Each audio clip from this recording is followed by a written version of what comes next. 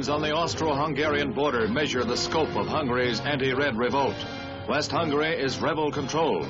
From the uniforms of border guards, from the flags, the red star has been ripped. The hated symbol of communism is effaced wherever found. As sporadic fighting continues, the red regime offers virtual self-rule, and Russian forces begin withdrawals. Shipments of plasma are rushed across the frontier, where once the Iron Curtain barred all friendly contact. Casualties are believed to number thousands after days of fighting in which patriots with small arms battled Russian tanks and troops. From the United States, more plasma and medical supplies are being airlifted. The human need is clear, but the political outcome hangs in the balance after a revolt that began with student demonstrations and spread across the country like wildfire. At the United Nations, 5,000 denounced the massacre of Hungary's rebels, a grim reminder of the cost of the most telling blow ever struck at Russia's satellite empire.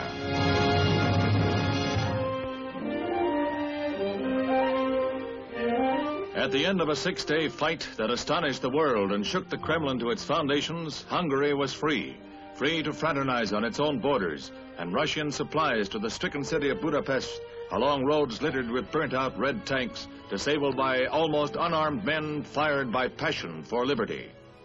Flaring swiftly from student demonstrations into open revolution, the pent-up hatreds of oppression sent Russian might reeling and forced withdrawal of the red yoke. But even as these scenes were recorded, rumors flared of the re-entry of Russian forces and new fighting.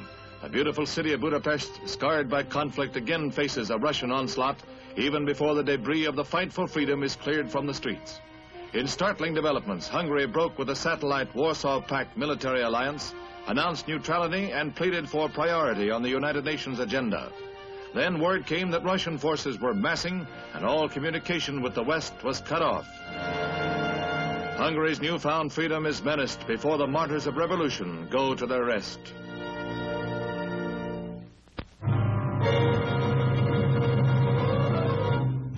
The streets of Rome are thronged with demonstrators cheering Hungary's fight against red domination. Students began the demonstration in the early morning, 500 of them. By midday, over 10,000 had joined the anti-communist protest. In nearly every major Italian city, similar demonstrations were staged. But in Rome, things got a little out of hand. When the crowd marched on Communist Party headquarters, police moved in to keep order. In a matter of minutes, the political demonstration dissolved into a non-political riot. It started with scuffles that quickly turned into slugfests. Through the heart of the city, the battle between students and police raged. No new thing in Italy, but perhaps by its very intensity, a measure of Rome's anti-communist fervor. For 5 frantic days, Budapest is free, and our American cameraman is there to record Hungary's hour of hope and heartbreak. Anti-Russian hatred, smoldering for a decade, erupts without warning. The flames of liberty and revenge against tyranny leap high. A 16-year-old girl risks her life to remove the despised symbol of Russian enslavement. Throughout the city, Soviet war memorials come crashing down. Budapest is in revolt. With uncontrolled fury, crowds set fire to Russian flags and put Soviet books to the torch. The Red Star is sent tumbling into the gutter. Word comes of shooting on the other side of the city, and the rebels, armed now, run to the scene. A quiet park has become a no-man's land. Our cameraman is caught in the crossfire as rebel sharpshooters advancing across the square attack the headquarters of the Soviet-controlled secret police. The Hungarian patriots refuse to give ground before the withering fire from the building. They are showing the world that freedom is worth dying for. A tank moves up. Is it rebel or red? No one knows as its gun swings to point directly at our cameraman. It belongs to the rebels, and behind it, white-coated first aid men care for the wounded. And then, turning on the Soviet stronghold, the tanks lead the final victorious assault. As the rebels storm the building, the impossible is happening. A handful of heroes has shaken the communist world to its foundations. They have turned the tables on their Soviet tormentors. The rebels ride their tanks triumphantly through the streets. The Russians have given their word that they will withdraw all communist troops from Hungarian soil. The victory seems complete. Cardinal Mindszenty, who has suffered long persecution under the Reds, leads his countrymen in praying for an end to the fighting. The jubilant people of Budapest, flushed with the excitement of their historic struggle, surround our cameraman's car. They press closer, pleading, "Tell the world we are free. We have cast off our chains." Faces white, free of fear, tell the story of Hungary's hour of hope as our cameraman hurries these pictures to the Austrian border. Behind him, Russian tanks rumble back into Budapest to turn that hope into heartbreak. 5,000 come with 200,000 Soviet troops to snuff out the torch that brave Budapest had held so high. Tears stream down the cheeks of grief-stricken refugees who must flee now for their lives.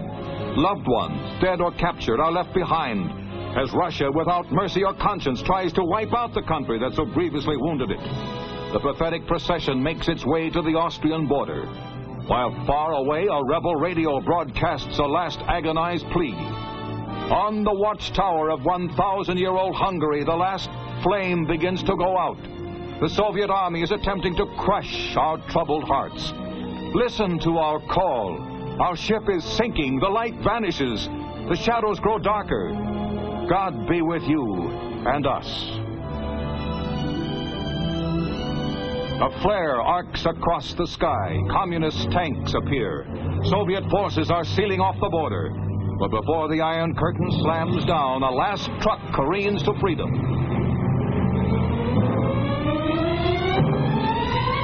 From their hearts and from their flag, the Hungarian people have ripped Russia's hated symbol.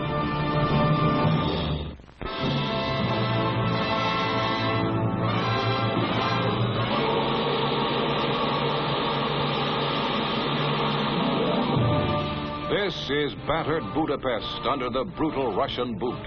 Soviet tanks roam the streets amid the ruins they made, as communist secret police hunt down heroic freedom fighters. Here for all the world to see is grim evidence of the brutality and savagery with which the red tanks blasted a defenseless people and their city.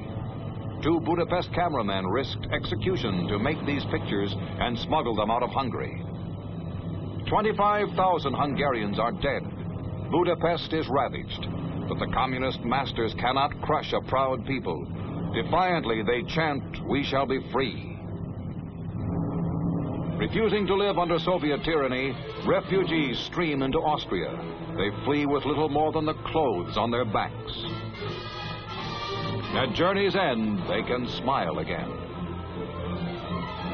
Border guards beckon the refugees on as they brave the quicksand of an icy quagmire.